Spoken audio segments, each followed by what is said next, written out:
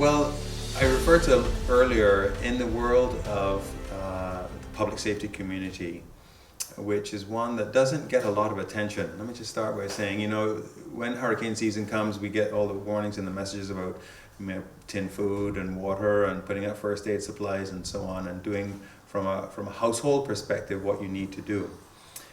What Neptune is concerned with is making sure that those agencies and officers and people who you really are depending on to help bring the country back online, that they actually have what they need. Never mind the householder, but the people who are supposed to bring the country back online, are they really properly looked after from the perspective of, are they able to remain communicated?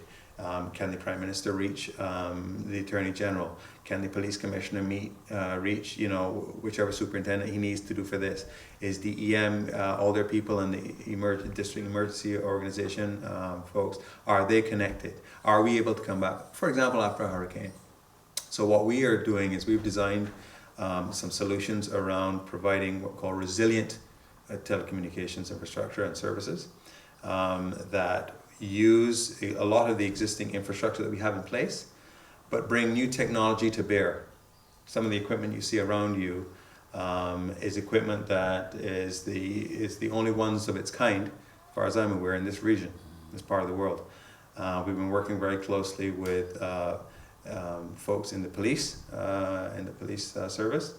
We've been talking to a number of the other public safety agencies about how we enable them and make sure that they can remain connected through any kind of disaster. And it's not just a matter of sort of providing new technology. A lot of what we're doing is we're training, we're providing a lot of training. Our technical team in particular spent a lot of time training the Barbadian public safety community about how you use this technology, because that is a very key part of the whole resilience thing. People say resilience, and you think of, well, something that is strong and hard physically. We also believe that having Barbadian officers, people, technologists themselves here on the ground, capable, trained, educated on these systems and how to use them, that's a key part of resilience. Where in the people who operate these systems, they need to be here, right? So a big part of what we're doing is bringing that resilience to the teams and the people who run the country, who operate the day-to-day parts of the country that you go through your day and never really think about. Who are the people who are really making sure the country is running smoothly and properly? And those folks have different needs from a communications perspective than you and me and the general public. And our innovation, without going into too much detail on it, really revolves around bringing a real robust, resilient set of communications capacity, internet and mobile service capacity to them, so that they don't have to worry about whether or not they are online. And just by way of quick background, the genesis of this idea was from the 9/11 terrorist attacks in the US, when I was working in the US. And a lot of the pandemonium and chaos that happened afterwards was because folks could not communicate with one another. And in this day and age, we take it for granted until somebody takes it away from you.